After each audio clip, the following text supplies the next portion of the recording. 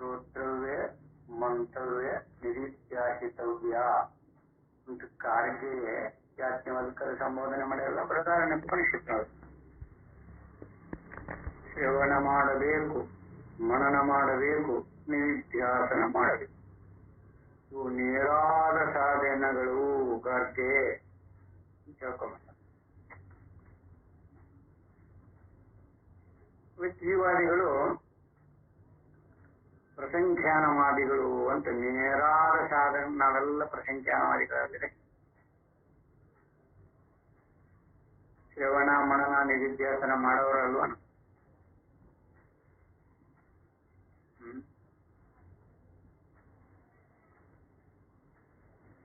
ಅಲ್ಲೇ ಅವನ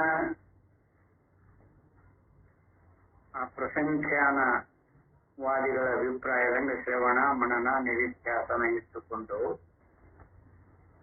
ಆತ್ಮತತ್ವದ ಚಿಂತನೆ ಮಾಡೋರಿಗೆನ ಪ್ರಸಂಖ್ಯಾನವಾದಿಗಳು ಅಂತ ಕರೀತಾರೆ. ಶಮದಮಾದಿಗಳಿಂದೊಳಗೂಡಿ ಸಾಧನ ರೂಪದೊಳಗ ಅಳವಡಿಸಿಕೊಂಡು ಅವುಗಳ ಸಹಕಾರದಿಂದ ಅಂತಃಕರಣ ಶುದ್ಧಿ ಮಾಡಿಕೊಂಡು ಆತ್ಮ ವಿವೇಚನೆ ಮಾಡುವಂತಹದ್ದಕ್ಕೆ ಏನದ ಅವು ಸಾಧಾರಣ. ವಿವೇಕ ನೋಡಲ್ಲಿ ಹೇಳ್ತಾ, ವಿವೇಕ ನಿತ್ಯಾನಿತ್ಯ ವಿವೇಕ, ಯಮೂರ್ಥ ಫಲ ಭೋಗ ವಿರಾಗ, ಮೋಕ್ಷತ್ವ, ಅವು ಸಾಧನೆ. ಆದ್ರೆ ನೇರಾದ ಸಾಧನ ಅಂತ ಹೇಳಿ ಹೇಳ್ಕೊಂಡಲ್ಲ ಶ್ರವಣ ಮನನ ನಿಧಿಧ್ಯಾಸನ. ನಾವೆಲ್ಲ ಇದೇ ಮಾರ್ಗವನ್ನು ಅನುಸರಿಸಿಕೊಂಡವರಲ್ಲ. ಶ್ರವಣ ಮಾಡೋದು, ಅದನ್ನ ಮತ್ತೆ ಮೆಲುಕಾಕಿ ಮನನ ಮಾಡುವುದು, ಆ ಮನನಾದಿಗಳ ನಂತರ ಅದನ್ನು ನಿಧಿಧ್ಯಾಸನ ಮಾಡೋದು. ಅದಕ್ಕೆ ಯಥಾರ್ಥವಾಗಿ ನಾವಿಲ್ಲಿ ಅನುಭವಾನುಸಾರಿಯಾಗಿ ಕಾಣಬೇಕಾದ್ರೆ ಇವು ನೇರಾದ ಸಾಧನಗಳು ಅಂತ ಹೇಳ್ಕೊಂಬಂದಿಲ್ಲ.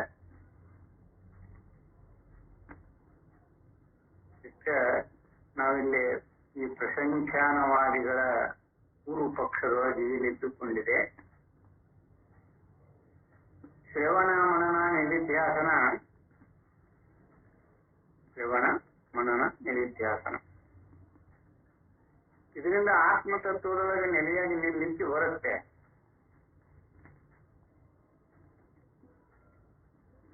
ಅಂತ ಹೇಳ್ಕೊಂಬಂದಿಲ್ಲ. ಅದಕ್ಕೆ ನೇರಾದ ಶ್ರವಣ ಮನನ ನಿಧಿಧ್ಯಾಸನಗಳು ನೇರಾದ ಸಾಧನೆಗಳು. ಅವುಗಳ ಪರಿಕರೆ ಯಾವ ರೂಪದೊಳಗಿದ್ದುಕೊಂಡಿದೆಯೋ ಇಲ್ಲಿ ಅದನ್ನು ಅನುಸರಿಸಿಕೊಂಡು ಇಲ್ಲಿ ಹೇಳ್ಕೊಂಡು ಬರ್ತಾರೆ. ಸದೇವ ತ್ವಂ ಅಹಿತ್ಯುಕ್ತೇ ನ ಆತ್ಮನೋ ಮುಕ್ತತಾಶಿರ ಪ್ರವರ್ತತೆ ಪ್ರಸಂಖ್ಯಾ ಕ್ಷಾಮತು ಯುಕ್ತ ಅನುಚಿಂತೆಯೇ. ಇಲ್ಲೇ ಸತ್ತೇ ನೀನು ಎಂದ ಮಾತ್ರದಿಂದ ಆತ್ಮನು ಮುಕ್ತನೆಂಬುವುದು ನೆಲೆಯಾಗಿ ನಿಲ್ಲುವುದಿಲ್ಲ. ಸತ್ತೇ ನೀನು ಎಂದ ಮಾತ್ರದಿಂದ ಆತ್ಮನು ಮುಕ್ತನೆಂಬುವುದು ನೆಲೆಯಾಗಿ ನಿಲ್ಲುವುದಿಲ್ಲ. ಆದ್ದರಿಂದ ಯುಕ್ತಿಯೊಡನೆ ಪ್ರಸಂಖ್ಯಾನವನ್ನು ಮಾಡಬೇಕು. ಪ್ರಸಂಖ್ಯಾನವಾದಿಗಳ ಮತ ಇರು ನೋಡ್ರಿ. ಶ್ರವಣ ಮಾಡುವುದರಿಂದಾಗಲಿ ಮನನ ಮಾಡುವುದರಿಂದಾಗಲಿ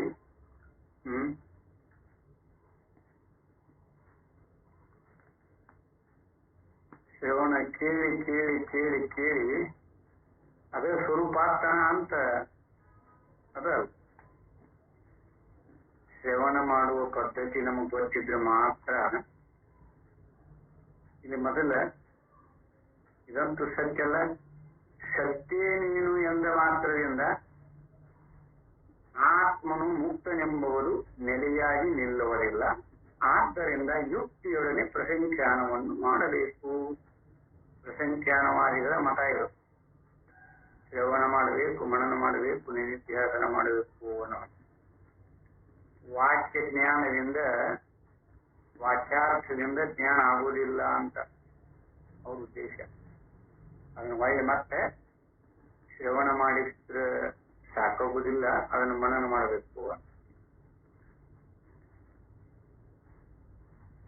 ಪ್ರಸಂಖ್ಯಾನವಾದವನ್ನು ಉಪದೇಶ ಶಾಸ್ತ್ರದಲ್ಲಿ ಅಲ್ಲಲ್ಲಿ ಖಂಡಿಸಿರುತ್ತದೆ. ಆದರೂ ಆ ವಾದದ ಯುಕ್ತಿಗಳನ್ನು ವಿಸ್ತಾರವಾಗಿ ಹೇಳಿ ಖಂಡಿಸಿರುವುದು ಈ ಪ್ರಕರಣದಲ್ಲಿಯೇ. ಅಲ್ಲೆಲ್ಲೆಲ್ಲೆಲ್ಲೆಲ್ಲೆ ಪ್ರಸಂಖ್ಯಾನವಾದಗಳನ್ನು ಖಂಡಿಸಿಕೊಂಡು ಬಂದಾಗ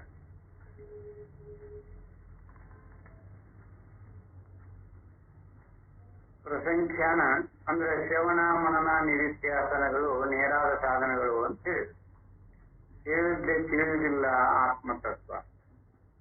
ಅದು ಹೇಳಾಕ ವಿಷಯ ಅಲ್ಲ. ಯಾಕೆ ತಿಳ್ಕೊಳ್ಳೋದು? ಅದನ್ನ ಹೇಳಕ್ ಬರೋದಿಲ್ಲ, ಹೇಳಿದಾಗ ತಿಳಿಯುವುದಿಲ್ಲ. ನಮ್ಮ ಶ್ರವಣೇಂದ್ರಿಯ ಅದನ್ನು ಕೇಳಿ ಕೇಳಿ ಕೇಳಿ ಅದರಂಗ ಆಗ್ಬೇಕಲ್ಲ, ಅದನ್ನು ಹೇಳಕ್ಕ ಬರುವುದಿಲ್ಲ. ಯಾರ ಒಬ್ರು ಹೇಳಿದ್ದು,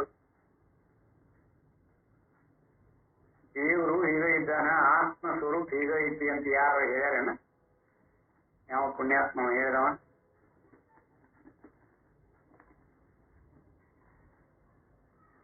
ಯಾವುದೋ ಮೂರ್ತಿ ನಾಮ ರೂಪಾದಿಗಳನ್ನು ಇಟ್ಟುಕೊಂಡಿರೋದು ಯಾವುದು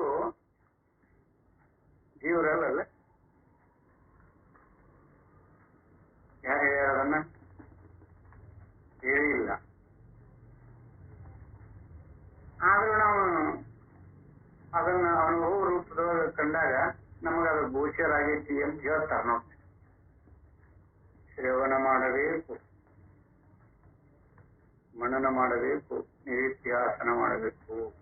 ಇವು ಮೂರೂ ಇರಬೇಕು ಸಾಧಕನಿಗೆ. ಇವು ಮೂರಿಂದ ಆತ್ಮತತ್ವ ದಕ್ಕತ್ತೆ ಅಂತ ಪ್ರಮಾಣ ಏನ್ರಿ?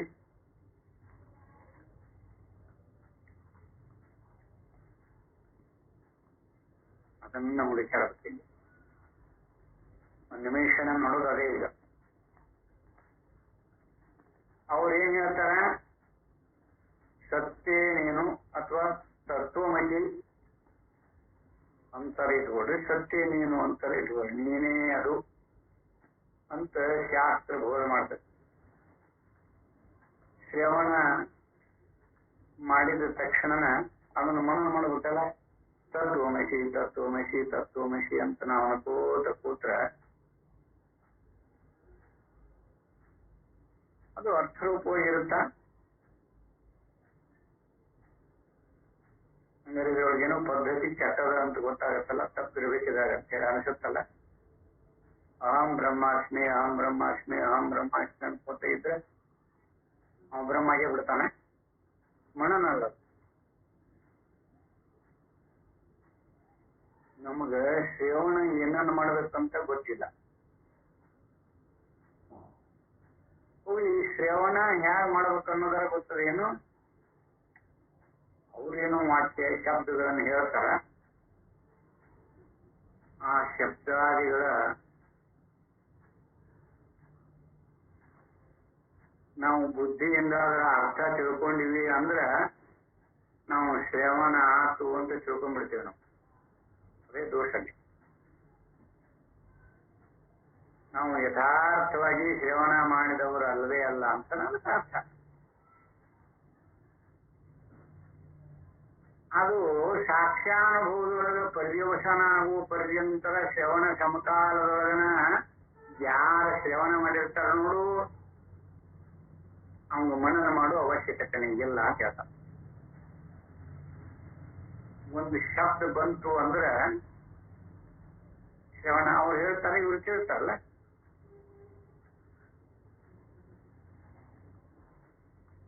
ಸತ್ಯ ನೀನು ಅಂತ ಹೇಳ್ತ,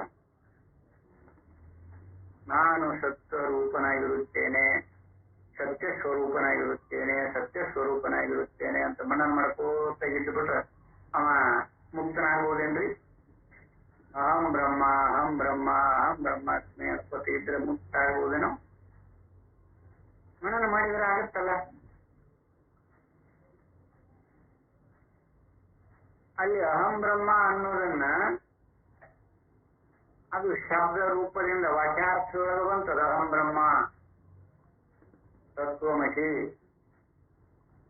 ಸತ್ತೇ ನೀನಾಗಿದ್ದಿ, ಅದು ನೀನಾಗಿದ್ದಿ ಅಥವಾ ಸತ್ತೇ ನೀನಾಗಿದ್ದಿ.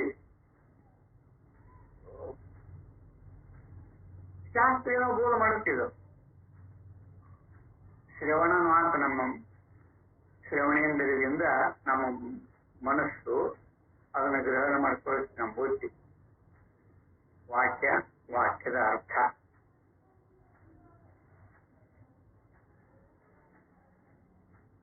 ಅಲ್ಲೇ ವಾಕ್ಯ, ವಾಕ್ಯಾರ್ಥದ ಜ್ಞಾನ ಸಾಕ್ಷ್ಯಾನುಭವದೊಳಗೆ ಪರ್ಯವಸಾನ ಮಾಡಿಕೊಂಡು ಯಾರು ಶ್ರವಣ ಮಾಡ್ತಾರ ಅವನಿಗೆ ಮನನ ಮಾಡುವ ಅವಶ್ಯಕತೆ ಇಲ್ಲ. ಮುಂದೆ ಹೇಳ್ತಾರೆ.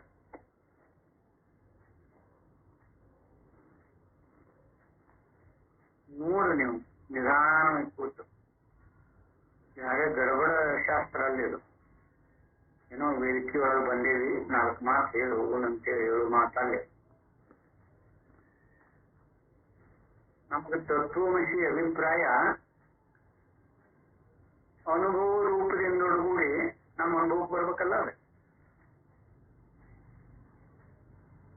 ಅಲ್ಲಿ ಪರ್ಯಂತರ ಈ ಶ್ರವಣ ಅದನ್ನ ಮನನ ಮಾಡ್ಕೋತ ಇದ್ರೆ ಆಗತ್ತ. ಅಹಂ ಬ್ರಹ್ಮಾಸ್ಮಿ, ಅಹಂ ಬ್ರಹ್ಮಾಸ್ಮಿ. ಎಷ್ಟು ವರ್ಷ ನಾವು ಅದನ್ನು ಜಪ ಮಾಡಿದ್ರೆ ನಮ್ಮ ಆತ್ಮತತ್ವ ತಿಳಿದಿತ್ತು. ಎಲ್ಲರೂ ಮಾಡೋದು ಅದನ್ನೇ. ಅದಕ್ಕಿಲ್ಲೇ ಸತ್ತೇ ನೀನು ಎಂದ ಮಾತ್ರದಿಂದ ಆತ್ಮನು ಮುಕ್ತನೆಂಬುದು ನೆಲೆಯಾಗಿ ನಿಲ್ಲುವುದಿಲ್ಲ. ಇದನ್ನ ಮನನ ಮಾಡ್ಕೊತ ಇದ್ರೆ ಅದು ನಿಲ್ಲುವುದಿಲ್ಲ. ಆದ್ದರಿಂದ ಯುಕ್ತಿಯೊಡನೆ ಪ್ರಸಂಖ್ಯಾನವನ್ನು ಮಾಡಬೇಕು ಅಂತ ಅವರು ಹೇಳ್ತಾರೆ. ಪ್ರಸಂಖ್ಯಾನವಾದವನ್ನು ಉಪದೇಶ ಶಾಸ್ತ್ರೆಯಲ್ಲಿ ಅಲ್ಲಲ್ಲಿ ಖಂಡಿಸಿರುತ್ತದೆಯಾದರೂ ಈ ಪ್ರಸಂಖ್ಯಾನವಾದವನ್ನ ಅಲ್ಲಲ್ಲೇ ಖಂಡನೆ ಮಾಡ್ಕೊಂತ ಬಂದ. ಗೌಡಪಾದರು ಹೃದಯವರು ಖಂಡನೆ ಮಾಡ್ಯಾರ, ಮಾಂಡುಕ್ಯೋಪನಿಷತ್ತಿನೊಳಗೆ ಖಂಡನೆ ಮಾಡ್ಯಾರ. ಪ್ರಸಂಖ್ಯಾನವಾದ ಮಾಂಡುಕ್ಯೋಪನಿಷತ್ತಿನೊಳಗೆ ಸುಂದರವಾಗಿ ಖಂಡನೆ ಮಾಡ್ಯಾರ. ನಮಗೆ ಶ್ರವಣ ಮಾಡುವ ಪದ್ಧತಿ ಇನ್ನೂ ತನಕ ಗೊತ್ತಿಲ್ಲ. ಮತ್ತೆ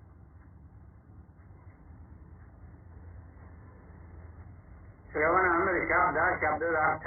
ಇದನ್ನು ಕೇಳ್ಬಿಟ್ರೆ ನಾವು ಪಾವನರಾಗಲಿ ಅಂತ ತಿಳ್ಕೊಂಡ್ಬಿಟ್ಟಿವಿ. ಶಬ್ದ, ಶಬ್ದದ ಅರ್ಥ.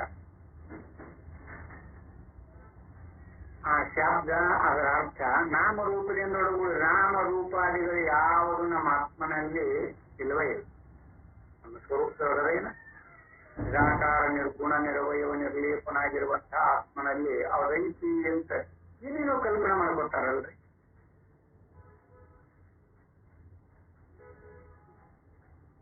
ಅಲ್ಲಲ್ಲೇ ಈ ಪ್ರಸಂಖ್ಯಾನವಾದಿಗಳ ಮತವನ್ನ ಅಲ್ಲಲ್ಲಿ ಖಂಡಿಸಿರುತ್ತದೆ. ಆದರೂ ಆ ವಾದದ ಯುಕ್ತಿಗಳನ್ನು ವಿಸ್ತಾರವಾಗಿ ಹೇಳಿ ಖಂಡಿಸಿರುವುದು ಈ ಪ್ರಕರಣದಲ್ಲಿಯೇ.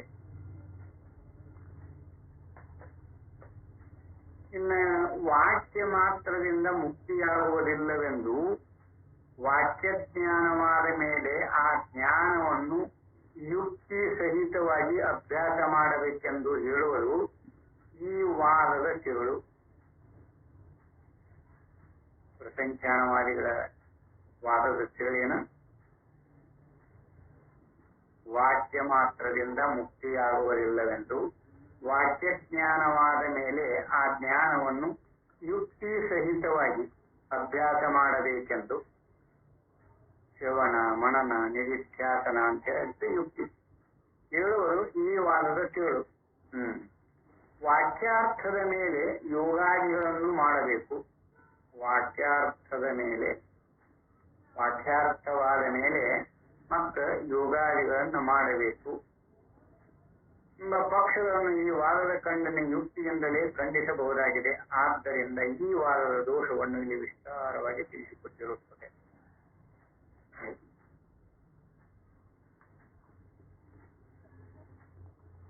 ವಾಕ್ಯಾರ್ಥವಾದ ಮೇಲೆ ಯೋಗಾದಿಗಳನ್ನು, ವಾಕ್ಯ ಜ್ಞಾನ ಆತು ಅಂದ್ರ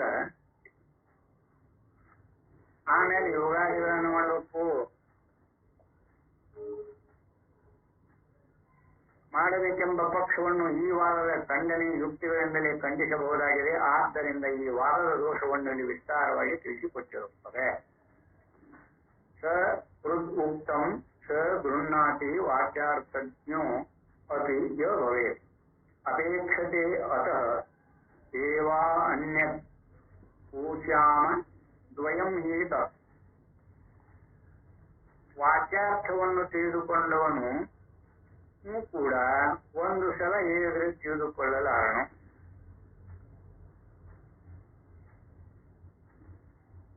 ಏನು ದೋಷವಿಲ್ಲ? ವಾಕ್ಯಾರ್ಥವನ್ನು ತಿಳಿದುಕೊಂಡವನು ಕೂಡ ಒಂದು ಸಲ ಹೇಳಿದ್ರೆ ತಿಳಿದುಕೊಳ್ಳಲಾರನು. ಆದ್ದರಿಂದಲೇ ಮತ್ತೊಂದು ಅವನಿಗೆ ಬೇಕಾಗುತ್ತದೆ. ಆ ಎರಡನ್ನು ನಾವು ಹೇಳಿಯೇ ಇರುತ್ತೇವೆ. ಒಂದೇ ಸಲ ಹೇಳಿದ್ರೆ ಅವನಿಗೆ ತಿಳಿವಿಲ್ಲ, ಅದನ್ನು ಪುನರುಕ್ತಿ ಮಾಡಿ ಮಾಡಿ ಮಾಡಿ ಮನನ ಮಾಡಬೇಕು ಅಂತ ಶ್ರವಣ ಮನನ ಇವೆರಡು ಹೇಳಿ ನಾವು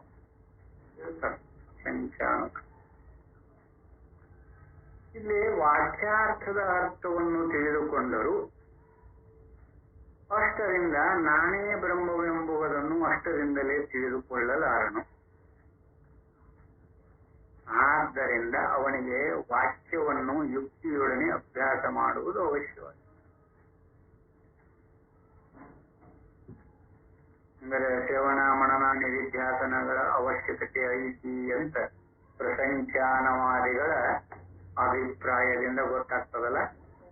ನಿಯೋಗ ಪ್ರತಿಪನ್ನತ್ವ ಕರ್ಮಣಾಂಶ ಯಥಾ ಭವೇತ್ ಅವಿರುದ್ಧೋ ಭವೇತ್ಯವದ್ಯ ಸಂವೇದ್ಯ ಸಾ ದೃಢ.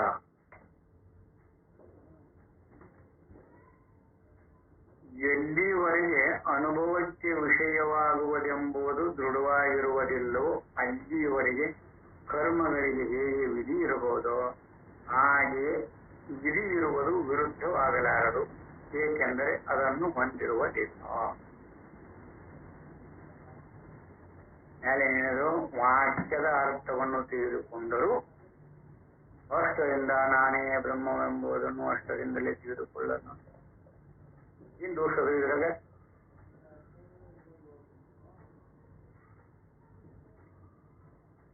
ಈ ಒಂದು ವಾಕ್ಯ ಬರ್ತದೆ, ಇದು ಹಗ್ಗು ಹಾವು ಅಲ್ಲ. ಇದೊಂದು ವಾಕ್ಯ. ಇದು ಹಗ್ಗ ಹಾವಲ್ಲ ಅಂತ ಒಂದು ವಾಕ್ಯ ಬೇಕು.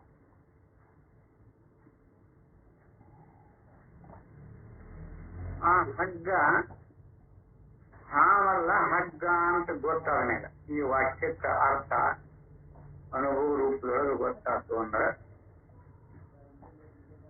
ಅಲ್ಲಿ ಏನಾದ್ರೆ ಮತ್ತೆ ಮಾಡೋದು ಏನಾದ್ರು ಇರ್ತೈತೇನ್ರಿ?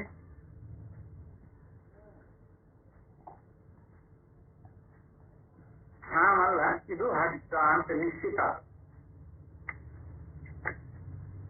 ಹಾಗಾದ್ರೂ ಏನಿಲ್ಲ, ಬಂಡಿ ತಗೊಂಡು ಬರ್ರಿ, 2 ಪೆಟ್ಟು ಅದಕ್ಕೆ ಹಾಕಿ ಬಿಡ್ರಿ, ಏನು ಹಾವು ಇದು ನೋಡಿ ಬಿಡುನು ಅಂತಾನೇನು? ಅವ ಕೈಯಾಗ ಹಿಡಿದು ಎತ್ತಾನ, ಇದು ಹಗ್ಗು ಹಾವಲ್ಲ ಅಂತ ಎತ್ತಾನ ಕೈಯಾಗ. ಹಗ್ಗ ನಿಶ್ಚಿತ ಆದ ಮೇಲೂ ವಾಕ್ಯಜ್ಞಾನ ಆಗ್ತದೆ. ನಿಶ್ಚಿತ ಅನುಭವದೊಳಗೆ ಇದು ಹಗ್ಗ ಅಂತ ನಿಶ್ಚಯ.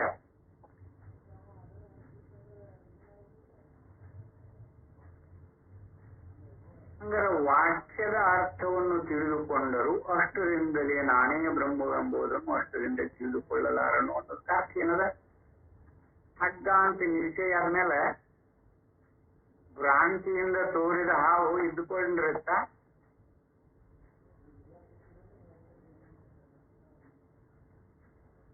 ಅವಾಗ ಇದು ಹಗ್ಗ ಹಾವಲ್ಲ ಹಗ್ಗ ಅಂತ ಏನಾರ ಮನನ ಮಾಡ್ಬೇಕನ್ನೋದನ್ನು. ಮತ್ತೇನಾದ್ರೂ ಕ್ರಿಯಾಕರ್ಮಾದಿಗಳನ್ನಾದ್ರೂ ಮಾಡ್ಬೇಕಾಗೈತೇನ? ಏನೂ ಇಲ್ಲಲ್ಲ. ವಾಕ್ಯಜ್ಞಾನ ಅನುಭವ ಪರ್ಯವಸಾನವಾಗುವ ತನಕ ಯಾರು ಯಥಾರ್ಥವಾಗಿ ಶ್ರವಣ ಮಾಡ್ತಾನೋ ಅವನ ನಿಶ್ಚಿತತೆ ಬರುತ್ತೆ. ಶ್ರವಣ ಮಾಡೋ ಪದ್ಧತಿ ಹಾಗೆ ಬರೀ ಶಬ್ದಾರ್ಥಗಳನ್ನು ಕೇಳುವುದು ಶ್ರವಣಾರ್ಥಿಗಳು ಅಂತ ಕರೆಯುವುದಿಲ್ಲ. ಉತ್ತಮಾಧಿಕಾರಿಯಲ್ಲಿ ಅನುಭವ ಪರ್ಯಂತರ ವಿವೇಕ ಮಾಡ್ತಾನ. ಅನುಭವ ಪರ್ಯಂತರ ವಿವೇಕ ಮಾಡ್ತಾನ. ಅದನ್ನ ಹಲವಾರು ಸಲ ಹೇಳ್ಕೊಂಡು ಬಂದ. ಒಂದು ಶಬ್ದ ಬಂತು ಅಂದ್ರೆ ಆ ಶಬ್ದ ಆಗಲಿ, ಅವೆರಡು ಪ್ರಮಾಣ ಎಲ್ಲ. ಶಬ್ದ, ಅನುಮಾನ, ಪ್ರತ್ಯಕ್ಷ. ಪ್ರತ್ಯಕ್ಷ, ಅನುಮಾನ, ಶಬ್ದ, ಮೂರು ಪ್ರಮಾಣನೇ ಇವು. ಉಪಮಾನ, ಉಪಲಬ್ಧಿ, ಉಪಪತ್ತಿ ಅವನ ಬಿಡ್ರಿ ಓಲವು ಇರಲಿ. ಇವು ಮೂರನ್ನು ಪ್ರಧಾನವಾಗಿಟ್ಕೊಂಡು ಪ್ರತ್ಯಕ್ಷ, ಅನುಮಾನ, ಶಬ್ದ. ನಾವು ಶಬ್ದ ರೂಪದಿಂದನೆಲ್ಲ ಶ್ರವಣ ಮಾಡೋದು.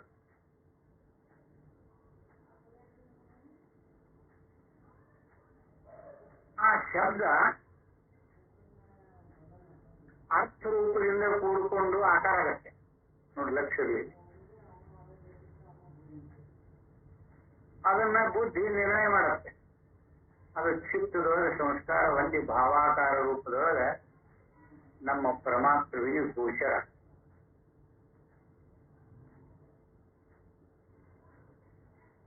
ಉತ್ತಮಾಧಿಕಾರಿಗಳಿಗೆ ಏನಿರ್ತದೆ ಇಲ್ಲಿ?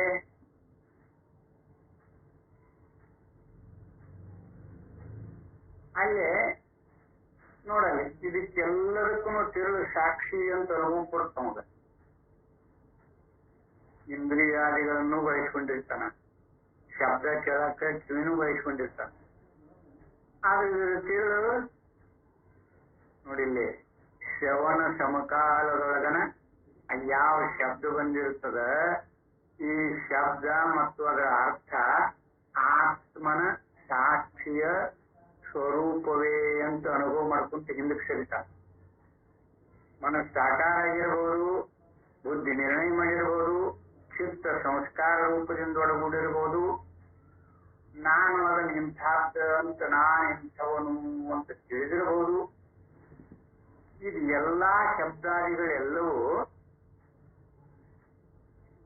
ಸಾಕ್ಷ್ಯಾನುಭವದೊಳಗನ ಪರ್ಯವಸನ ಆಗ್ತವ. ಹೊರಗಿನ ಪ್ರಪಂಚ ಸಮೇತವಾಗಿ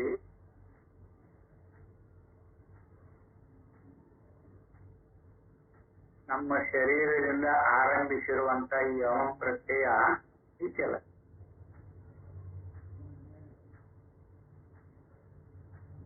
ಈ ಅಹಂ ಪ್ರತ್ಯಯ ನೋಡ, ಅಹಮ್ಮಿನೊಳಗ ಪ್ರತ್ಯಯ ರೂಪದೊಳಗ ಈ ಅನಾತ್ಮ ರೂಪದ ಪ್ರಪಂಚ ಆಗಿರ್ಲಿ,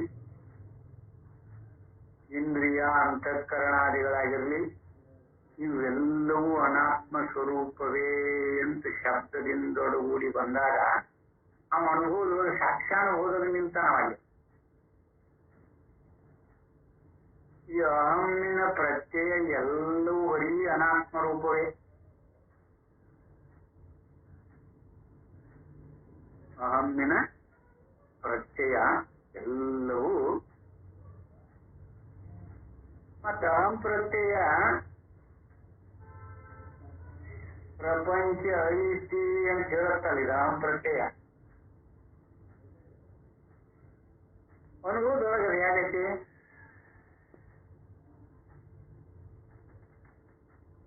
ಅದು ನಮ್ಮ ಆತ್ಮಸ್ವರೂಪದೊಳಗೆ ಇರಬೇಕದು ಈ ಅಹಂ ಪ್ರತ್ಯಯ. ಅದಕ್ಕೆ ವಿಷಯವಾಗಿರುವಂತಹ ಪ್ರಪಂಚ ನಮ್ಮ ಆತ್ಮನ ತಿರುಳೆ ಅಂತ ಆ ಶಬ್ದ. ಅಹಂ ಪ್ರತ್ಯಯ ಅನ್ನೋ ಶಬ್ದ ಇರಲಿ, ಪ್ರಪಂಚ ಅನ್ನುವ ಶಬ್ದ ಇರಲಿ, ಇದು ಎಲ್ಲವೂ ಅರ್ಥರೂಪವಾಗಿ ನಮ್ಮ ಅನುಭವಕ್ಕೆ ಹೆಂಗ್ ಬರ್ತದೆ? ಇದು ಎಲ್ಲ ಈ ಅನಾತ್ಮ ರೂಪದಿಂದ ಒಳಗೂಡಿರೋದು ಎಲ್ಲವೂ ನಮ್ಮ ಆತ್ಮನ ತಿರುಳೆ ಅಂತ ಬರುತ್ತೆ. ಯಾಕಂದ್ರೆ ಎಲ್ಲಿನೂ ಇದು ಸ್ವತಂತ್ರವಾಗಿ ಇಟ್ಟುಕೊಂಡ ಅನುಭವ ಯಾಕೆ ಇಲ್ಲ. ಈಗ ಉತ್ತಮಾಧಿಕಾರಿ ಶಬ್ದದ ಅರ್ಥ, ಈ ಉಪಾಧಿಗಳ ನಿಮಿತ್ತ ಇವೆಲ್ಲವೂ ಆತ್ಮನ ತಿರುಳೆ ಅಂತ ನಿಶ್ಚಯ ಮಾಡ್ಕೋತಾನ. ಉತ್ತಮಾಧಿಕಾರಿ ಶ್ರವಣ ಸಮಕಾರದೊಳಗನ ಅಧಿಕಾರಿ ಅಂತ ಕರೀತಾರ. ಅವ ಮನನ ಮಾಡುವ ಅವಶ್ಯಕತೆ ಐತೇನ್ರಿ? ಒಮ್ಮೆ ವಾಕ್ಯಾರ್ಥದ ಜ್ಞಾನ ಅನುಭವ ಪರ್ಯಂತದೊಳಗ ಪರ್ಯವಸಾನ ಹೊಂದಿದಾಗ ಅಲ್ಲಿ ಪರಮಾತ್ಮವಿನ ಅಪೇಕ್ಷೆ ಇಲ್ಲ, ಇಂದ್ರಿಯಾದಿಗಳ ಅಪೇಕ್ಷೆ ಇಲ್ಲ, ಅಂತಃಕರಣಾದಿಗಳ ಅಪೇಕ್ಷೆ ಇಲ್ಲ. ಆ ಶಬ್ದ ಸಂಸ್ಕಾರ ಆಗತ್ತಲ್ಲ ಚಿತ್ತದೊಳ. ಇವೆಲ್ಲವೂ ಅಹಂಪ್ರತ್ಯಯ ಅಂತ ಯಾವ ತಿಳಿತಾನ ನೋಡು, ಅವ ಯಥಾರ್ಥವಾಗಿ ಶ್ರವಣ ಸಮಕಾಲದೊಳಗೆ ಆತ್ಮತತ್ವವನ್ನು ತಿಳಿಯುವಂತ ಉತ್ತಮ ಪುರುಷ. ಹಾಗೆ ನಾವು ಯಾರು ಮಾಡ್ತೀವಂತೆ ಶ್ರವಣ, ಒಂದು ಶಬ್ದ ಬಂತಂದ್ರೆ ಅದನ್ನ ಅನುಭವ ಪರ್ಯಂತರ, ಆತ್ಮಾನುಭವದ ಪರ್ಯಂತರ ವಿವೇಕ ಮಾಡಿ ಮುಂದಿನ ಶಬ್ದಕ್ಕೆ ಹೋಗ್ತೀವಿ ನಾವು. ಹಂಗ ಮಾಡಿದ್ರೆ ಅವ ಅಲ್ಲೇ ಧನ್ಯಸ್ಥಾನ. ಮತ್ತೆ ಅವನೇನು ಮನನ ಮಾಡುವ ಅವಶ್ಯಕತೆ ಇಲ್ಲ.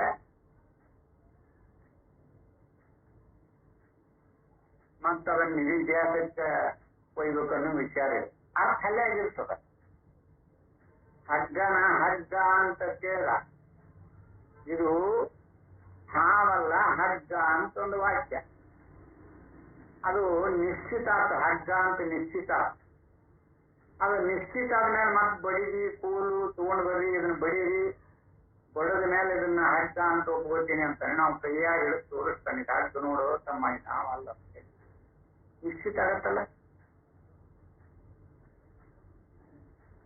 ಅವಾಗ ಮತ್ತೇನಾದ್ರೂ ಅದನ್ನ ಮನನ ಮಾಡ್ಬೇಕಾಗಿತ್ತನ, ಹಾವಲ್ಲ ಹಗ್ಗ, ಹಾವಲ್ಲ ಹಗ್ಗ, ಅಹಂ ಬ್ರಹ್ಮಾಸ್ಮಿ ಅಹಂ ಬ್ರಹ್ಮಾಸ್ಮಿ ಅಂತ ಏನಾದ್ರೆ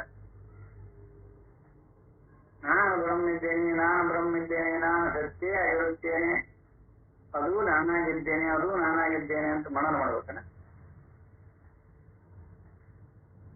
ಒಮ್ಮೆ ತತ್ವಮಸಿ ವಾಕ್ಯವನ್ನ ಅದಷ್ಟು ದಿನ ವಾಕ್ಯದ ಅರ್ಥವನ್ನು ತಿಳಿದುಕೊಂಡರು, ಅಷ್ಟರಿಂದ ನಾನೇ ಬ್ರಹ್ಮವೆಂಬುದನ್ನು ಅಷ್ಟರಿಂದಲೇ ತಿಳಿದುಕೊಳ್ಳಲಾರನು ಅಂತ ಹೇಳ್ತಾರೆ ನೋಡು.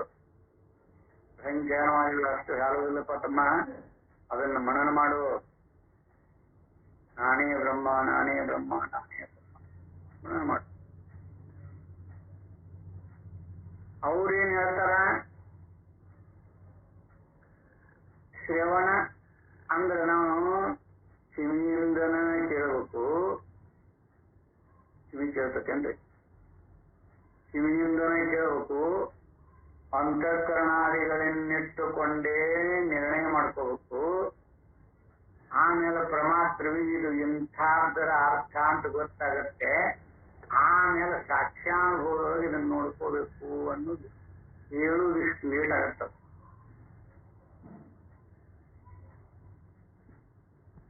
ಆನೆ ಅಂತ ಒಂದು ಶಬ್ದ ಬಂತಂದ್ರೆ ಇಂಥದ್ವಿ ಈಗ ನಮ್ಮ ಕಿವಿಗೆ ಅದ ಶಬ್ದ ಹಾಂಗ ಬೀಳಾಕತ್ತತಿ.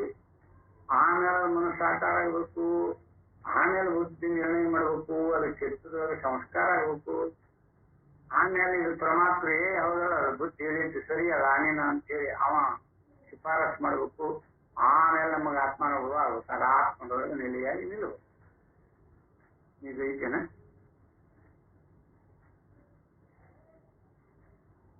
ಶಬ್ದ ಯಾವಾಗಲೂ ಆಭಾಸ ರೂಪದಿಂದನೇ ಹೇಳ್ಕೊಂಡು ಬಂದದ. ಶಬ್ದ ಆನೆಲ್ಲ, ಆನೆ ಶಬ್ದ ಅಲ್ಲ. ಆನೆ ಅಂತ ಒಂದು ಶಬ್ದ ಬಂದತ್ತಲ್ಲ, ಆನೆ ರೂಪ ಅಲ್ಲ, ರೂಪ ಆನೆ ಅಲ್ಲ.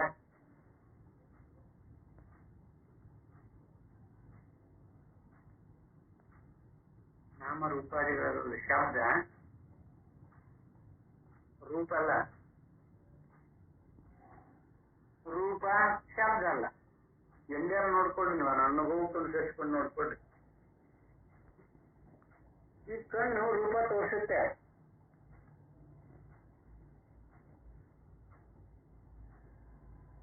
ಆ ರೂಪ ಶಬ್ದ ರೂಪದೊಳಗೆ ಪರಿವರ್ತನೆ ಆಗಿ ಅದನ್ನ ಆಣೆ ನೋಡಿರುವಂತಹ ಕಣ್ಣು ಆನೆಯನ್ನ ನೋಡ್ಯಾರ. ಈ ಕಣ್ಣು ಆನೆ ನೋಡೈತಲ್ಲ, ಅದು ಶಬ್ದ ರೂಪದೊಳಗ ಆನೆ ಅಂತ ಆನೆ ಹೊರಟದ ನೋಡಲ್ಲ ಅಂತ ಹೇಳ್ತಾರೆ.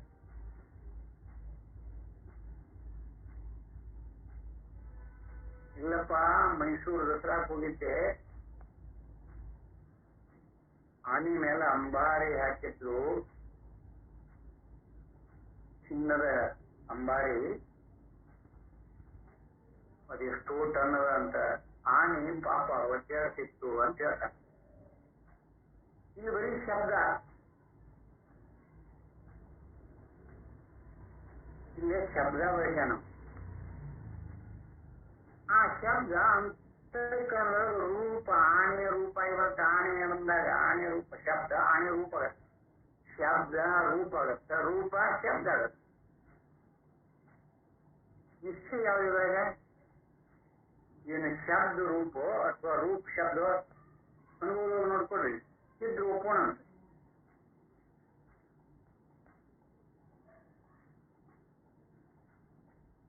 ಅಲ್ಲಿ ಅವೆರಡೂ ಅಲ್ಲ,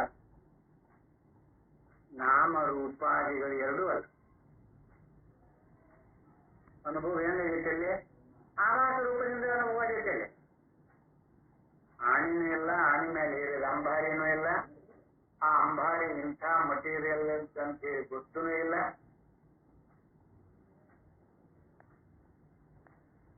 ಈ ನಾಮ ರೂಪಾದಿಗಳ ವೈಖರಿ ನಮಗೆ ಸಂಸ್ಕಾರ ಹೆಂಗಾಗೈತೆ ಅಲ್ಲೇ? ಅರಿವಿನ ರೂಪದೊಳಗಾಗ್ಯದ. ಜ್ಞಾನ ಸ್ವರೂಪ ಅಂತ ಕರೀತದೆ, ಅರಿವು ಅಂತ ಕರೀತದೆ. ಶಬ್ದ, ರೂಪ, ರಸ, ಗಂಧ ಇವೆಲ್ಲ ಸಾಕ್ಷ್ಯಾನುಭವದಿಂದ ಇದು ಶ್ರವಣ ಮಾಡುವ ಪದ್ಧತಿ. ಒಮ್ಮೆ ನಾವು ಹಿಂಗೆ ಶ್ರವಣ ಮಾಡಿದ್ದು ಉಂಟೇನ್ರಿ? ಅದಕ್ಕೆ ನಾವು ಹಂಗರೀವಿ.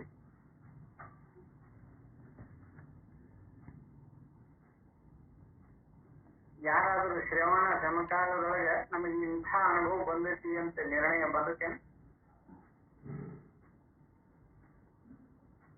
ಒಂದೇ ಇಲ್ಲ. ನಾವು ನೋಡುವುದೇ ಇಲ್ಲ. ಶ್ರವಣ ಉತ್ತಮಾಧಿಕಾರಿಗೆ ಮಾತ್ರ ಇಷ್ಟು ಸಾರಿ ಹೇಳ್ಕೊತ ಬಂದಾರಲ್ಲ ಅವರು, ಅದನ್ನೊಂದು ಸ್ವಲ್ಪ ನಾವು ಅವಲೋಕನ ಮಾಡಿದ್ದಾದ್ರೆ ನಾವು ಅಲ್ಲೇ ಉತ್ತಮಾಧಿಕಾರಿಯ ತತ್ವದಲ್ಲಿ ನಿಂತು ಬಿಡ್ತೇವೆ. ಶಬ್ದ ರೂಪ ಅಲ್ಲ, ರೂಪ ಶಬ್ದ ನೋಡಿ.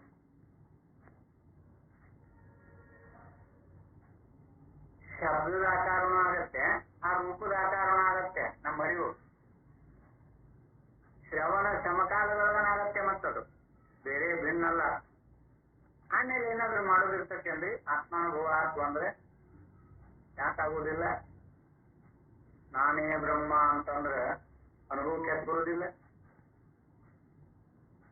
ನಮಗೆ ಈ ಶಬ್ದ ರೂಪ ಇವುಗಳನ್ನ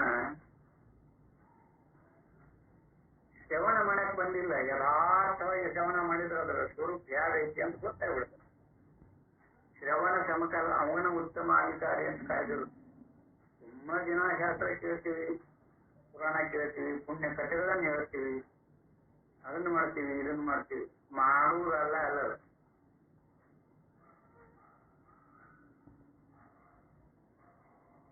ಶ್ರವಣ ಯಥಾರ್ಥ ಶ್ರವಣ ಆದಿತ್ಯನೇ ಇದೆ. ಅದಕ್ಕೆ ನಮಗೆ ಶ್ರವಣ ಪದ್ಧತಿ, ಶ್ರವಣ ಮನನ ನಿಧಿಧ್ಯಾಸನ ಅಂತ ಒಂದು ಬುಕ್ ಬರ್ದಾರ ನೋಡಿದ್ದೀವಿ, ರಾಯ್ ಕುಲಕರ್ಣಿ. ಶ್ರವಣ ಅಂತ ಯಾರ ಕರೀಬೇಕು, ಮನನ ಅಂತ ಯಾರ ಕರೀಬೇಕು?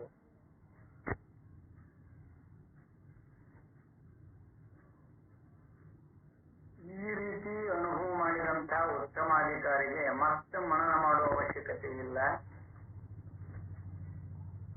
ನಿಧಿಧ್ಯಾಸನ ಮಾಡುವ ಅವಶ್ಯಕತೆ ಇಲ್ಲ.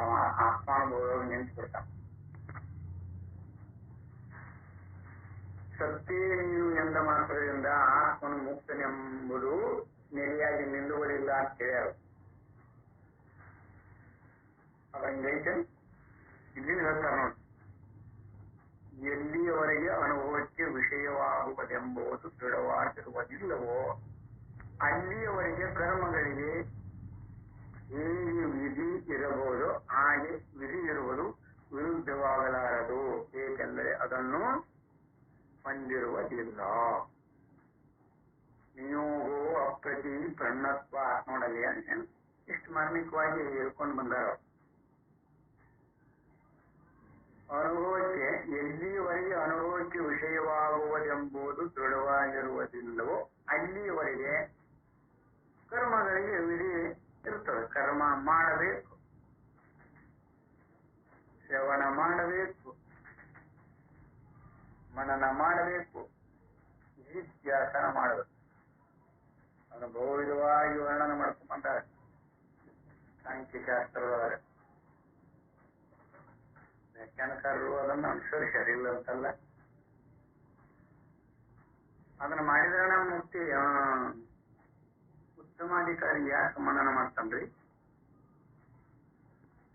ಸಮಕಾಲದೊಳಗ ಆತ್ಮತತ್ವದೊಳಗೆ ನಿಂತಾಗ ಮತ್ತೆ ಮಾಡೋ ಕೆಲಸ ಏನದ? ಅದಕ್ಕಿಲ್ಲೇ ಅವರು ಮತ್ತೆ ಪೂರ್ವ ಪಕ್ಷಿ ಆಕ್ಷೇಪ ಮಾಡ್ತಾನೆ ನೋಡಿ. ಕರ್ಮ ವಾಕ್ಯಗಳನ್ನು ಶ್ರವಣ ಮಾಡಿದರು ಕರ್ಮವನ್ನು ಮಾಡಿದಲ್ಲದೆ ಕರ್ಮವಾಗಲಿ ಅದರ ಫಲವಾಗಲಿ ಉಂಟಾಗುವುದಿಲ್ಲ.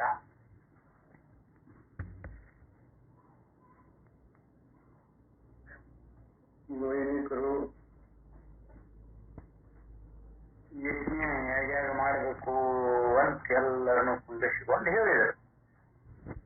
ಕರ್ಮ ಜರುಗಿಲ್ಲ. ಅಥವಾ ವ್ಯವಹಾರಿಕ ಸತ್ಯತ್ವಗಳನ್ನು ಒಬ್ಬರು ಡಾಕ್ಟರು ವ್ಯಾಸಂಗ ಮುಗಿಸಿ ಬಂದರು. ಅವರು ಅದನ್ನು ಕ್ಲಿನಿಕ್ ಹಾಕಬೇಕು, ಪೇಷಂಟ್ ನೋಡಬೇಕು, ಅಂದಾಗ ಅದಕ್ಕೆ ಫಲ ಪ್ರಾಪ್ತಿ ಆಗ್ತದೆ. ಕರ್ಮವಾಕ್ಯಗಳನ್ನು ಶ್ರವಣ ಮಾಡಿದರೂ ಕರ್ಮವನ್ನು ಮಾಡಿದಲ್ಲದೆ ಕರ್ಮವಾಗಲಿ ಅದರ ಫಲವಾಗಲಿ ಉಂಟಾಗುವುದಿಲ್ಲ. ಆದ್ದರಿಂದ ವಿಧಿಯು ಪುರುಷನನ್ನು ಕರ್ಮದಲ್ಲಿ ತೊಡಗಿಸುತ್ತದೆ ಎಂದು ನಾವಿಬ್ಬರು ಒತ್ತಿರುತ್ತೇವಷ್ಟೇ. ಪೂರ್ವ ಪಕ್ಷಿ ಮತ್ತು ಪ್ರಸಂಖ್ಯಾನವಾದಿಗಳಿಬ್ಬರು ಒಪ್ಕೊಂಡಾರ.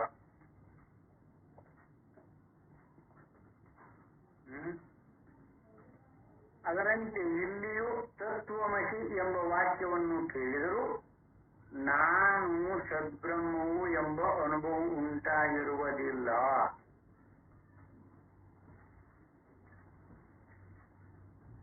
ಅಲ್ಲಿ ದೃಷ್ಟಾಂತ ಕೊಟ್ಟರು. ಕರ್ಮವಾಕ್ಯಗಳನ್ನು ಶ್ರವಣ ಮಾಡಿದರು. ನೋಡಪ್ಪ, ದೇವ್ರ ಪೂಜೆ ಹೀಗೆ ಮಾಡಬೇಕು, ಮೊದಲ ಅವನ್ನೆಲ್ಲ ಶುಚಿಯಾಗಿ ನೀರಿನೊಳಗೆ ತೆಗಿಬೇಕು. ಆ ಜಿಗಲಿ ಕಲ್ಲನ್ನ ಕ್ಲೀನಾಗಿ ಒರೆಸಬೇಕು. ಅದರ ಮೇಲೆ ಮಡಿ ವಸ್ತ್ರವನ್ನ ಹಾಕಬೇಕು. ಇವೆಲ್ಲ ಕರ್ಮದ ಕ್ರಿಯೆ. ಅವರಲ್ಲಿ ಕರ್ಮವಾಕ್ಯಗಳು ಹೇಳಿದ್ರು, ಕರ್ಮ ಹೀಗೆಲ್ಲ ಮಾಡಬೇಕು ಅಂತ ಹುಡುಗರು ಹೇಳಿದ್ರು. ಸರಿ ಬಿಡ್ರಿ, ಗೊತ್ತಾಗ್ತದೆ ನನಗಂತ ಹೇಳಿದ. ಅವ್ನು ಗೊತ್ತಾಗಿದೆ, ಹೀಗೆ ಮಾಡ್ಬೇಕು ಹೀಗೆ ಮಾಡ್ಬೇಕು ಅಂತ ಗೊತ್ತಾಗಿದೆ. ಆ ಕ್ರಿಯಾ ಮಾಡದನ ಏನಾದ್ರು ಅದು ಫಲಪ್ರಾಪ್ತಿ ಇರ್ತದೆ ಅಂದ್ರೆ ಅವ್ ಮಾಡ್ಬೇಕಲ್ಲ. ಪೂಜೆ ಮಾಡಿದಾಗ ಪೂರ್ಣ ಆಗುತ್ತದು. ಹಾಗನೆ ಇಲ್ಲಿ ಶ್ರವಣ ಮನನ ನಿಧಿಧ್ಯಾಸನಗಳು ಈಗ ಮಾಡಿದ್ರನ ಪೂರ್ಣ ಆಗ್ತವ, ಇಲ್ಲ ಅಂದ್ರೆ ಅದಾಗುವುದಿಲ್ಲ ಅಂತ ಇವರಿಂದ ಹೇಳ್ಕೊಂಡು ಬಂದ. ನಾವಿಬ್ಬರು ಕರ್ಮದಲ್ಲಿ ತೊಡಗಿಸುತ್ತದೆ ಎಂದು ನಾವಿಬ್ಬರು ಗೊತ್ತಿರುತ್ತೇವಷ್ಟೇ. ಪುರುಷರನ್ನ ಕರ್ಮದಲ್ಲಿ ನೋಡಿ. ಅದರಂತೆ ಇಲ್ಲಿಯೂ ತತ್ವಮಸಿ ಎಂಬ ವಾಕ್ಯವನ್ನು ಹೇಳಿದರೂ ನಾನು ಸದ್ಬ್ರಹ್ಮವು ಎಂಬ ಅನುಭವ ಉಂಟಾಗಿರುವುದಿಲ್ಲ.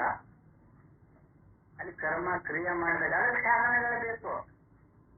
ಶ್ರವಣ ಮನನ ನಿಧಿಧ್ಯಾಸನ ಎಂಬುವ ಸಾಧನೆಗಳು ಬೇಕು.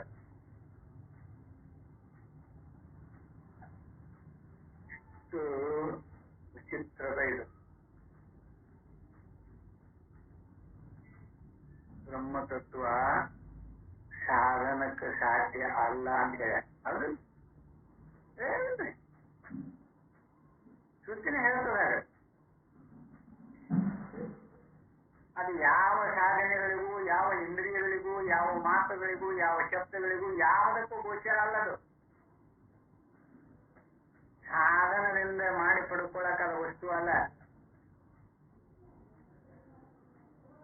ಇಲ್ಲೇ ಪೂಜಾ ದೇವರು ಪೂಜಾ ಕರ್ಮ ಪ್ರಧಾನವಾಗಿರುವಂತಹ ವಾಕ್ಯಗಳನ್ನು ಶ್ರವಣ ಮಾಡಿದರೂ ಕರ್ಮ ಮಾಡದ ಅದ ಫಲ ಉಂಟಾಗುವುದಿಲ್ಲಲ್ಲ, ಪೂಜಾ ಮಂಗಲ ಆಗುವುದಿಲ್ಲ, ಪೂಜಾ ಅರ್ಧಂಬರ್ಧ ಏನ ಎಲ್ಲ ತಿಳ್ಕೊಂಡ್ರಿ ಅಂತ ಸುಮ್ಮನೆ ಹೊರಟು ಹೋಗ್ಬಿಟ್ರವ ಮಾಡ್ಬೇಕಲ್ಲ ಅದನ್ನ ಕರ್ಮ.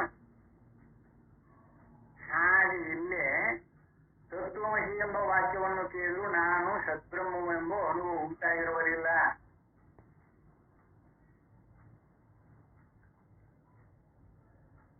ಹಗ್ಗನ ಹಗ್ಗ ಅಂತ ತಿಳಿದ್ರೆ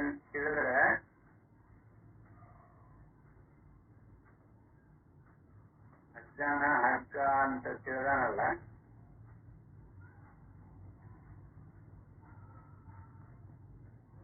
ಅವ ಗೊತ್ತಿಲ್ಲ ಏನಂತ ಇದು ಹಾವಿನ ರೂಪದೊಳಗೆ ತೋರುವಾಗನು ಹಗ್ಗ ಆಗಿತ್ತು ಅಂತ ಗೊತ್ತಿಲ್ಲ, ಅವನಿಗೆ ಅನುಭವ ಗೊತ್ತಿಲ್ಲ. ಮಣಿಕಾರಿ ಏನ್ ಮಾಡ್ತಾನೆ, ಈ ಪ್ರಪಂಚ ಆಗಲಿ ನಮಗೆ ಶಬ್ದ ಸ್ಪರ್ಶ ರೂಪ ರಸ ಗಂಧ ಅಂತಃಕರಣಾದಿಗಳು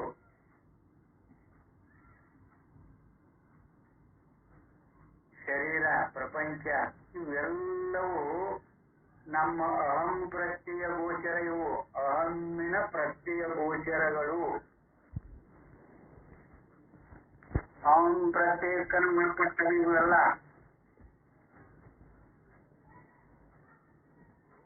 ಇವೆಲ್ಲವೂ ನಮ್ಮ ಆತ್ಮನಿಗೆ ವಿಷಯವಾಗಿದ್ದುಕೊಂಡಿವೆ, ಅನಾತ್ಮ ರೂಪದಿಂದ ವಿಷಯವಾಗಿದ್ದುಕೊಂಡಿವೆ ಅಂತ ಅನುಭವ ಶ್ರವಣ ಸಮಕಾಲದೊಳಗೆ ಅನುಭವ ಮಾಡಿಕೊಂಡಂತ ಉತ್ತಮಾಧಿಕಾರಿಗೆ ಮತ್ತು ಮನನ ಮಾಡುವ ಅವಶ್ಯಕತೆ ಇದೆ. ನಮ್ಮಂಥವರಿಗೆ ತತ್ವಮಸಿ ಮಹಾ ಎಂಬ ವಾಕ್ಯವನ್ನು ಕೇಳಿದರೂ ನಾನು ಸದ್ಬ್ರಹ್ಮವು ಎಂಬ ಅನುಭವ ಉಂಟಾಗಿರುವುದಿಲ್ಲ. ಅಂದ್ರೆ ವಾಕ್ಯದ ಅರ್ಥವನ್ನ ಯಥಾರ್ಥವಾಗಿ ಅದು ಯಾಗದ ಹಾಗ ಅನುಭವ ಮಾಡ್ಕೊಂಡಿಲ್ಲ, ಬರೀ ಬುದ್ಧಿವಾದದಿಂದ ತಿಳ್ಕೊಂಡ ಅವನಿಗೆಲ್ಲರೂ ಗೊತ್ತಾಗತ್ತೆ ಅಂದ್ರೆ ಅದು. ಯಾಕಂದ್ರೆ ಅವ ಉಪಾಧಿಗಳ ಎಲ್ಲಿ ಪರ್ಯಂತರ ಇರ್ತಾವ ಅಲ್ಲಿ ಪರ್ಯಂತರ ತಿಳಿದಾಗಿರ್ತಾನ. ಅವೆಲ್ಲ ಅಹಂ ಪ್ರತ್ಯೇಕನ ಗೋಚರವು. ಯಾವ್ದ ಅಲ್ಲಿನೂ ಅವಾಗ ತತ್ವಮಸಿ ಅಂತ ಐತಲ್ಲ, ಈ ತತ್ವಮಸಿ ವಾಕ್ಯ ಕೇಳ್ತದ ನಮ್ಮ ಸೃಷ್ಟಿಗೆ. ಅವ್ರು ಹೇಳಿದ್ರು ನಮಗ್ ಕಿವಿ ಕೇಳ್ತು. ಅನುಭವಕ್ಕೆ ಬರ್ಲಿಲ್ಲ ಅಂದ್ರೆ ಅಂಥವ್ರು ಮನನ ಮಾಡ್ಬೇಕಂತ. ಅನುಭವಕ್ಕೆ ಬಂದ ಮೇಲೆ ಅದನ್ನ ಮಾಡೋದ್ರಾಗ ಏನಿರ್ತದ, ಹಗ್ಗ ಹಗ್ಗ ಅಂತ ತಿಳಿದ್ಮೇಲೆ ಮಾಡೋದು ಏನಿರ್ತೈತಿ, ಹಾವಲ್ಲ ಹಗ್ಗ ಅಂತಂದ್ರೆ ಮತ್ತೇನಾರು ಮಾಡೋದಿರ್ತಕ್ಕ. ವ್ಯವಹಾರಿಕದ ದೃಷ್ಟಾಂತದೊಳಗೆ ಡಾಕ್ಟರು ಪೇಷಂಟ್ ನೋಡ್ಲಿಲ್ಲ ಅಂದ್ರೆ ಅವನು ಕಲಿತು ವಿದ್ಯೆಗೆ ಏನು ಪ್ರಯೋಜನ ಐತಿ, ಮತ್ತು ಧನ ಸಂಪಾದನೆ ಆಗೋದಿಲ್ಲ, ಏನು ಪ್ರಯೋಜನ ಆಗುದಿಲ್ಲ. ವ್ಯವಹಾರಿಕ ಸತ್ತಾರು ಇಲ್ಲಿ ಪರಮಾರ್ಥ ತತ್ವಗಳು ಏನಾದ್ರೆ ಹಂಗೇನಾದ್ರೂ ಐತನ, ಏನಾರ ಪ್ರಯೋಜನ?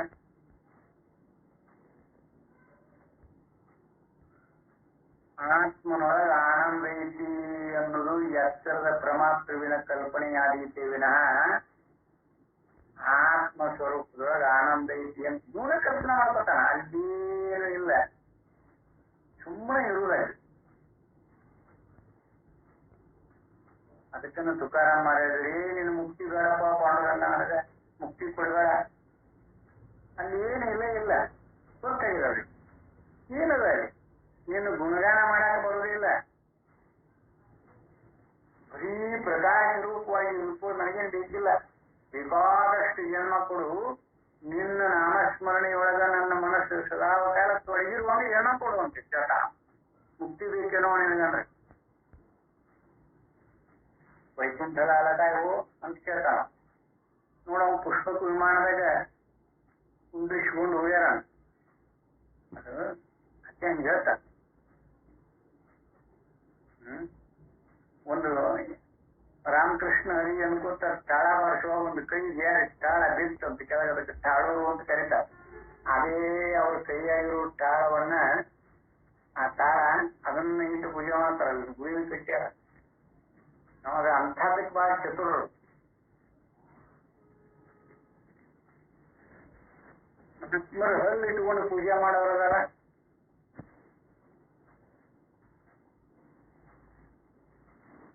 ಭವ್ಯಾನುಭವ, ದಿವ್ಯಾನುಭವ, ಇವೆಲ್ಲ ವೇದನೆ ಒಳಗನ ಸಂಬಂಧಪಟ್ಟಿರೋದು ಅಂತ ಹೇಳ್ತದೆ ಶ್ರುತಿ. ಪವಾಡ, ಭವ್ಯಾನುಭವ, ದಿವ್ಯಾನುಭವ ಏನ್ ಒಂದ್ ಎರಡು. ಕಾಮ, ಕ್ರೋಧ, ಲೋಭ, ಮದ, ಮತ್ಸರ, ಸುಖ, ದುಃಖ, ಸಮಯ, ದಮೆ, ಸತ್ಸಂಪತ್ತಿ ಇವೆಲ್ಲ ವೇದನಾನುಭವ. ಅದಕ್ಕೆ ಇಲ್ಲಿ ಹಂಗಾರೆ ಏನದು ತತ್ವಮಸಿ ಎಂಬ ವಾಕ್ಯವನ್ನು ಕೇಳಿದ್ರು ನಾನು ಸದ್ಬ್ರಹ್ಮವು ಎಂಬ ಅನುಭವ ಉಂಟಾಗಿರುವುದಿಲ್ಲ ಅಂತ ಪೂರ್ವ ಪಕ್ಷಿ ಅಥವಾ ಪ್ರಸಂಚಾನವಾದಿಗಳು ಹೇಳ್ತಾರೆ. ಆದ್ದರಿಂದ ಬ್ರಹ್ಮಾತ್ಮಾನುಭವವನ್ನುಂಟು ಮಾಡುವುದಕ್ಕೆ ಪ್ರಯತ್ನ ಮಾಡು ಎಂದು ಶಾಸ್ತ್ರವು ಮುಮುಕ್ಷುವನ್ನು ಪ್ರಸಂಚಾನದಲ್ಲಿ ತೊಡಗಿಸುವುದು ಯುಕ್ತವೇ ಆಗಿದೆ. ಮಾಡೋರು ಹೆಂಗ್ ಸಮರ್ಪಿಸಿಕೊಳ್ಳ. ಅದಕ್ಕೆ ಶ್ರವಣ ಮಾಡು, ಮನನ ಮಾಡು, ನಿತ್ಯಾಸನ ಮಾಡು. ಉತ್ತಮಾಧಿಕಾರಿ ಶಬ್ದ ರೂಪ ಅಲ್ಲ, ರೂಪ ಶಬ್ದ ಅಲ್ಲ, ಇವೆಲ್ಲ ಆತ್ಮನ ತಿರುಳ. ಇದು ಬುದ್ಧಿಯಿಂದ ನಿರ್ಣಯ ಮಾಡ್ತತಿ. ಅಂತಃಕರಣಾದಿಗಳೆಲ್ಲವೂ ಅನಾತ್ಮ ರೂಪದಿಂದ ಒಳಗೂಡಿ ನೋಡ. ಅವನ ಶಬ್ದ ಇಲ್ಲ ನೋಡಿ. ಇಲ್ಲೇ ಬರೀ ವ್ಯವಹಾರದೊಳಗನ ಶಬ್ದ ರೂಪ ಅಲ್ಲ, ರೂಪ ಶಬ್ದ ಅವಕ್ಕೆ ನಿಶ್ಚಿತತೆ ಇಲ್ಲ. ಅವ ಶ್ರವಣ ಸಮಕಾಲದೊಳಗೆ ಆತ್ಮ ಸ್ವರೂಪದೊಳಗೆ ನಿಲ್ತಾನ. ಅವನ್ ಗೊತ್ತದ. ಉತ್ತಮಾಧಿಕಾರಿ ನಾವಲ್ಲ, ನಾವಿನ್ನೂ ಉತ್ತಮಾಧಿಕಾರಿಗಳಾಗೇ ಇಲ್ಲ. ಒಂದು ಶಬ್ದ ಅನುಭವ ಪರ್ಯವಸಾನದ ಪರ್ಯಂತರ ಯಾವ ಶ್ರವಣ ಸಮಕಾಲದೊಳಗ ಅದಕ್ಕೆ ಅರ್ಥರೂಪವಾಗಿರುವಂತಹದ್ದನ್ನು ಕಂಡುಕೋತಾನೋ ಅವ ಉತ್ತಮಾಧಿಕಾರಿ. ಉಳಿದೆಲ್ಲ ಅನಾತ್ಮ. ಅದಕ್ಕನ ಇವೆಲ್ಲ ಅಹಂ ಪ್ರತ್ಯಯ ಗೋಚರ. ಇವೆಲ್ಲ ಅಹಂ ಪ್ರತ್ಯಯ ಗೋಚರ. ಆ ಅಹಂ ಪ್ರತ್ಯಯ ಯಾವ್ದಕ್ಕೆ ವಿಷಯ ಆಗಿತ್ತು ನೋಡು, ಅಲ್ಲಿ ಪರ್ಯಂತರ ಅವ ಪರ್ಯವಸಾನ ಮಾಡ್ಕೊತಾನ ಒಂದು ಶಬ್ದವನ್ನು. ಶ್ರವಣ ಸಮಕಾಲದೊಳಗ ಅಲ್ಲಿ ಪರ್ಯಂತರ ಹೋಗ್ತಾನ. ನಮಗ ಶರೀರ ಗೊತ್ತದ, ಹಿಂದಕ್ಕೆ ಶರೀರ ಗೊತ್ತದ. ಆದ್ರೆ ಅದರ ಅಭಿಮಾನ ಕೈ ಬಿಡುವಲ್ಲಿ ನಾವು ಅಷ್ಟೇ. ಈಗ ಗೊತ್ತದ ನಮ್ಗೆ ವಿಷಯಾದಿಗಳಿಗೆ ಇಂದ್ರಿಯಗಳು ಇರಲಿಲ್ಲ ಅಂದ್ರೆ ವಿಷಯಾದಿಗಳಿಗಿಲ್ಲ ಅಂತ ನಾವು ಇಂದ್ರಿಯಗಳಿಗೆ ಬಂದಿವಿ. ಇಂದ್ರಿಯಗಳು ಮನಸ್ಸು ಇರಲಿಲ್ಲ ಅಂದ್ರೆ ಇರುವುದಿಲ್ಲ ಅಂತ ಬಂದಿವಿ. ಈಗ ಮನಸ್ಸಿಗೆ ಬಂದಿ. ಮನುಷ್ಯನೊಳಗೆ ನಿಂತು ಇದು ಮನಸ್ಸು ಬುದ್ಧಿ ಆಗಿರ್ತದೆ. ಬುದ್ಧಿ ಇರಲಿಲ್ಲ ಅಂದ್ರೆ ಈ ಮನಸ್ಸು ಇರುವುದಿಲ್ಲ. ಈ ಮನ ಬುದ್ಧಿಯಾದಿಗಳು ಚಿತ್ತ ಇರಲಿಲ್ಲ ಅಂದ್ರೆ ಇರುವುದಿಲ್ಲ ಅಂತನೂ ಗೊತ್ತಾಗಿತ್ತು ನೋಡಿ. ಚಿತ್ತಕ್ಕೆ ಪಡೆದ ವಿಷಯದಲ್ಲಿ ಪ್ರಾರಂಭ ಮಾಡಿದ ಶಬ್ದ ಎಲ್ಲಿ ಬಂತು? ಚಿತ್ತಕ್ಕೆ ಬಂತು. ಈ ಚಿತ್ತವೂ ಕೂಡ ಸ್ವತಂತ್ರವಾಗಿಲ್ಲ. ಪರಮಾತ್ಮವಿನ ಅಹಮ್ಮಿನ ಪ್ರತ್ಯಯಗಳಿವೆಲ್ಲ ಗೊತ್ತಾಗ. ಅಹಮ್ಮಿ ಇವೆಲ್ಲ ನನ್ನ ಪ್ರತ್ಯಯ ಗೊತ್ತಾಗ. ಅಹಮ್ಮಿನ ಪ್ರತ್ಯಯ ರೂಪಾದಿಗಳಿವೆಲ್ಲ ಅಂತ ಗೊತ್ತಾಯ್ತಲ್ಲ. ಇದು ಯಾರಿಗೆ ಗೊತ್ತಾಯ್ತು? ನಮ್ಮ ಸಾಕ್ಷ್ಯಾನುಭವ. ಇವೆಲ್ಲ ಅಹಂ ಪ್ರತ್ಯಯ ಗೋಚರವೇ ಅಂತ ನಮ್ಮ ಅನುಭವ ನೋಡ. ಶಬ್ದ ಬಂದ ತಕ್ಷಣ ಅಲ್ಲಿ ಹೋಗ್ತಾನ ಉತ್ತಮಾಧಿಕಾರಿ. ಇವ್ ನಡುವಿನ ಯಾವನು ಬಾಯಿಸ್ಕೊಳ್ತಿಲ್ಲ. ನೇರವಾಗಿ ಸಂಪರ್ಕ. ಶ್ರವಣ ಸಮಕಾಲದೊಳಗ ಆತ್ಮಸ್ವರೂಪದೊಳಗೆ ನಿಲ್ತಾನ. ಯಾವುದ್ರ ಹಂಗಿಲ್ದ ಏನು ಸಾಧನೆ ಸಾಮಗ್ರಿಗಳೇನು ಬೇಡ. ಶ್ರವಣ ಸಮಕಾಲದೊಳಗೆ ಹೋಗ್ತಾನ. ಅದರಂಗ ಆಗ್ತಾನ. ಬ್ರಹ್ಮವಿದ್ ಬ್ರಹ್ಮಯೋ ಭವತಿ ಅಂತ ಹೇಳ್ತಾನ.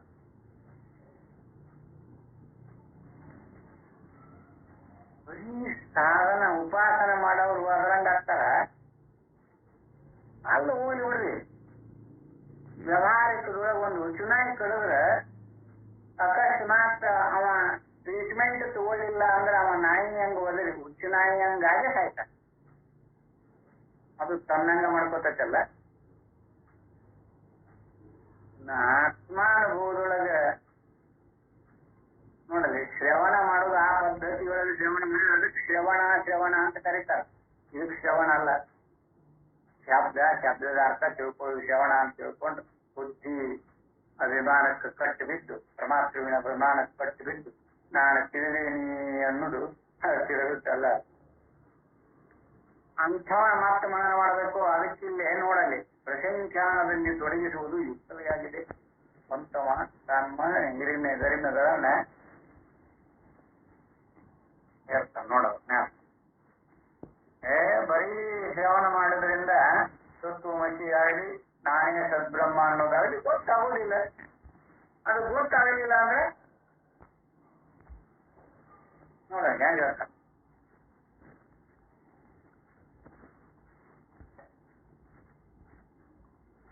ಈಗ ಇದು ಶರೀರ ಅಂತ ಹೇಳ್ತೇವಲ್ಲ, ಶರೀರ ವಿಷಯ ಯಾರಿಗೆ ಹೇಳ್ತೀವಿ? ಶರೀರ ವಿಷಯ ಇದೆಲ್ಲ ಅಹಂ ಪ್ರತ್ಯಯದೊಳಗನೆ ಇರುವಂತಹದ್ದು. ಶರೀರ, ಇಂದ್ರಿಯ, ಅಂತಃಕರಣ, ದ್ರವ್ಯಾನುಭವ, ದಿವ್ಯಾನುಭವ, ಪವಾಡ, ಸಿದ್ಧಿ, ಇವೆಲ್ಲ ಅನುಭವಗಳು ಏನದವಲ್ಲ, ಇವೆಲ್ಲ ಅಹಂ ಪ್ರತ್ಯಯ ಆಕಾರದೊಳಗನೆ ಇದ್ದುಕೊಂಡವ. ಇದು ಲಕ್ಷ್ಯ ಎಲ್ಲ ಅಹಂ ಪ್ರತ್ಯಯ ಗೋಚರಿವು. ಅಹಂ ಇಲ್ದಾಗಿವು ಯಾವ ಇಲ್ಲ, ಪರಮಾತ್ಮ ಇಲ್ದಾಗಿವು ಯಾವ ಇಲ್ಲ. ನಾನ ಇಲ್ಲ ಅಂದ್ರೆ ಈ ಪ್ರಪಂಚ ಇರ್ತೈತೇನ್ರಿ? ಮತ್ತ ಆ ಪ್ರಪಂಚದ ಕ್ರಿಯಾ ಕಾರ್ಯಗಳು ಎಲ್ಲ ನೋಡೋದನ್ನ ಸಮಾಧಿಕಾರಿ ಇದು ಊಹೆ ಮಾಡ್ತಿಲ್ಲವ.